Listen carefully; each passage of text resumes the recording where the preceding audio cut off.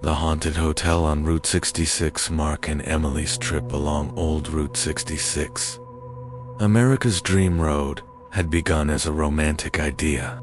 They wanted to escape the bustle of the city and discover the hidden charms of America.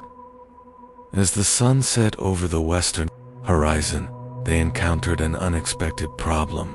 A sudden sandstorm turned the sky an eerie orange color, making driving nearly impossible. With great difficulty, they spotted a barely visible sign that read, Route 66 Motel, Restful Stay. The hotel looked almost deserted, its red brick building weathered by time, but it was the only refuge available. Their car stopped in front of the main door, which creaked eerily with every gust of wind at the entrance. They were greeted by an old man with sunken eyes and a face etched with wrinkles. His name was Simon. His voice was hoarse, as if he hadn't spoken in a long time. Welcome to the Route 66 Motel. Guests rarely come these days. Room 13 is the only one available. Mark smiled sarcastically. Number 13. That sounds good. But Emily felt a shiver run down her spine. Room 13 was at the end of a dark corridor.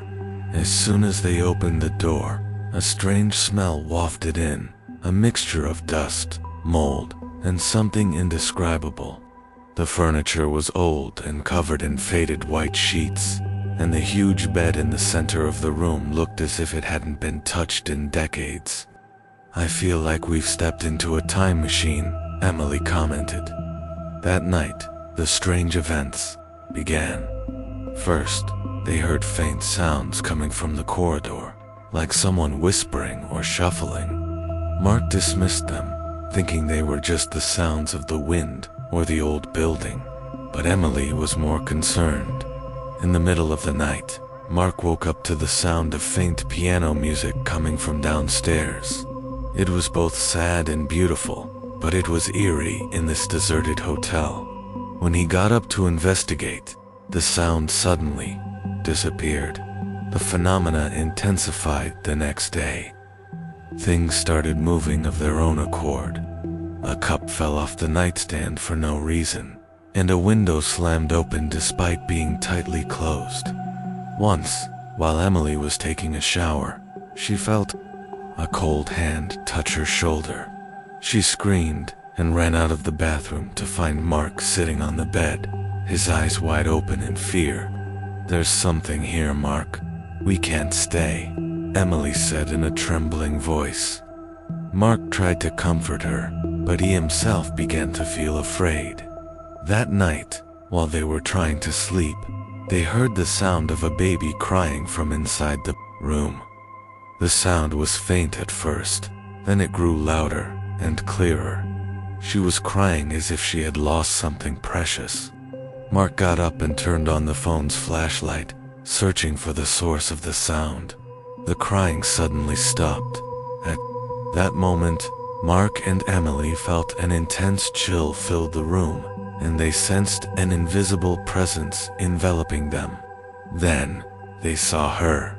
The faint shadow of a little girl appeared in the corner of the room. She was wearing an old white dress, her dark hair falling over her face. She had no distinct features, but they could sense a deep sadness emanating from her. She extended her transparent hand toward them, as if asking for help. Mark remembered what he had read in an old book about ghosts, that some spirits remained trapped in the places where they died. He wondered what had happened to this girl. The next morning, before they left in a hurry, Mark decided to ask Simon about the hotel's history. Simon sat in an old rocking chair, his eyes staring into the void. This hotel was once prosperous, Simon began slowly, but in the 1920s, a tragic accident occurred. A little girl, the daughter of the hotel owners, was playing here in room 13. A sudden fire broke out. They couldn't save her. It is said that her spirit never left.